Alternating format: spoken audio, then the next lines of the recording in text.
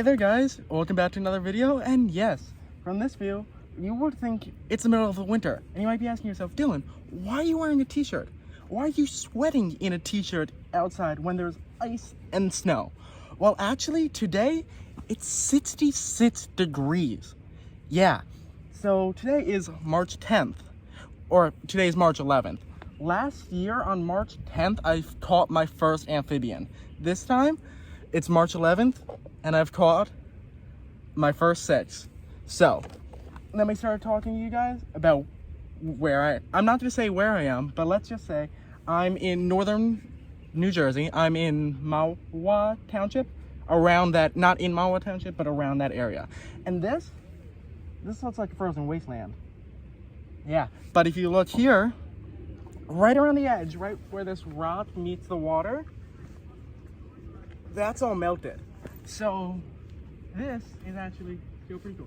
I actually do have my temperature done. So let me grab that and I'll keep talking, but I'm not gonna be in the frame right now. But anyhow, so this area around the edges, it has melted away. So once again, brought my temperature on for this hike. The water here is 52 degrees. The ice is 35. So yeah, it's pretty cold. And now you may be asking, well, what's gonna be active when it's cold?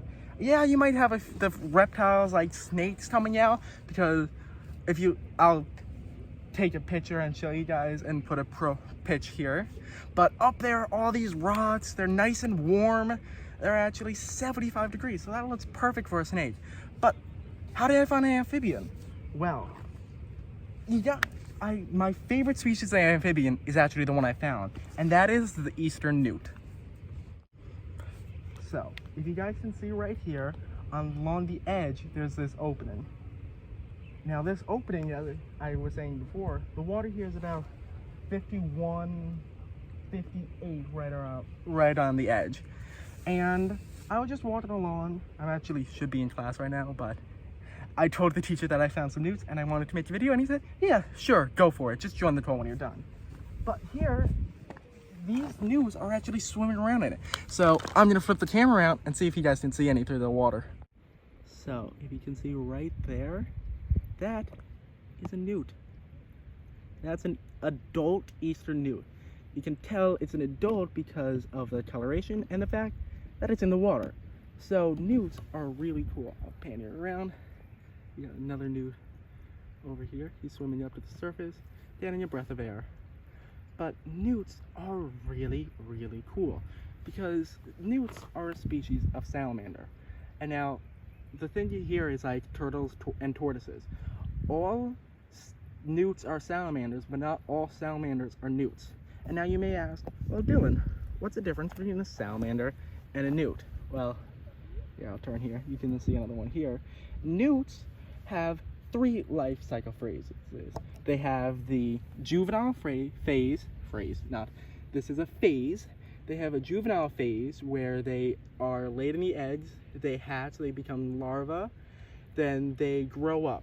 Now, as juveniles, newts will leave the water and they will become terrestrial. So they'll be out on the land, walking around. And when they're terrestrial, these guys are bright orange. And their bright orange is signifying that, yes, they are poisonous. So please, don't eat me unless you want to have a really bad stomachache, or you want to maybe go up or down, depending on how good you were of a snake or a bird. But anyhow, that's their phrases. And then that's the eft phase. They call it the red eft in eastern newts because they turn bright red. Then, as adults, they'll actually go back to the water where they left usually, or they'll find another source of water, but a lot of them like to return to the same body of water. And here, they'll metamorphosize. Sorry, I'm trying to get another newt to focus on. Here, the glare over here is annoying, but once they get to the water, they'll metamorphosize back into adults. So they're gonna lose their bright red color. They'll maintain their spots, which I'm going to show you guys close-ups of 6 or 5 that I actually caught. And they retain those red spots. They'll So as adults, they are fully aquatic. They do still breathe air, but they can also breathe water. And as I was saying, they have the red spots, and adults are actually still poisonous, even though they don't have their bright red coloration. So this time of year, they're starting to become more active. With the ice thawing and this area here, they're all coming here to get a few breaths of air. As you saw before, one of them came up, took a breath, went back down. All right, now let me bring you guys to and show you the ones I caught. All right, so now I know you guys all have been waiting to see the newts I caught. So for temporary purposes, just so that they didn't run off and so that they were still in water, I have them in this container. Now this container, I'm not keeping them, I'm gonna let them go. So that everyone knows I'm letting them go. Okay, but while I do have them, let me show you them off. Because these are adult eastern newts. So let me grab one of you guys here. And these guys, as I was saying before, are actually my favorite amphibians. So here is an adult eastern spotted newt. Let me flip the camera around so you don't see my ugly face and you see all of this guy's adorable face. Okay, so I have you guys set up so you can see the container and the newts when I take them out. So this here is an adult eastern spotted newt. You can see, as I was saying before, how the adults are nowhere near, sorry, I was probably a little close to the camera, or the microphone. The adults are nowhere near as colorful as the juveniles, but they still do retain that bright red spotting on them. I can see a little better. This guy doesn't have the best spots, but yet this guy has some pretty awesome looking spots. So you can see here those bright red spots on them. So another cool thing that happens when they metamorphosize into this adult phase is this tail. You can see this tail is paddle-like, you might say. So this tail allows them to swim a lot better. Juveniles, if you see that kind of darker bit in between, that's what their tail looks like. So now these guys can still fully walk on land and breathe air. I just hit that, that was close. But they are much more at home in the water. But yeah, so let me get a few little pictures, then I'll video letting these guys go.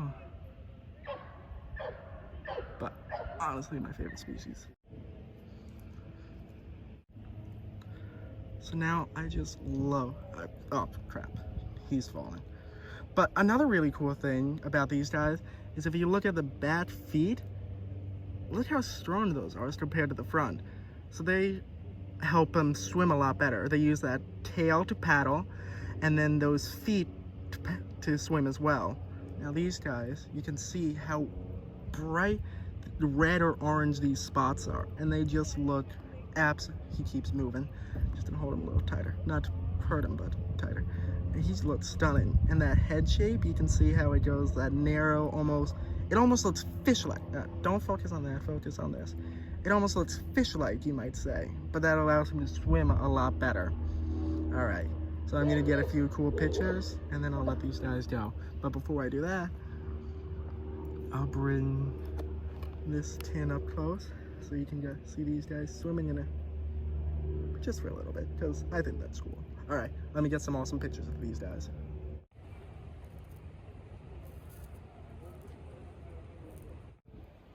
All right, so staying true to my word, I'm gonna let them go, but I'm not gonna actually use my phone camera.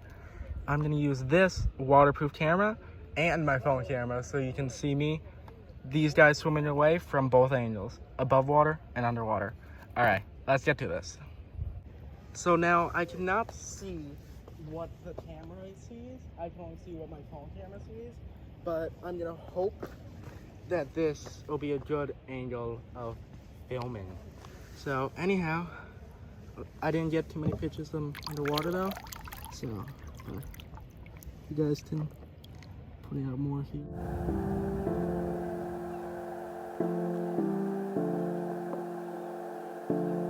You can see them swim away.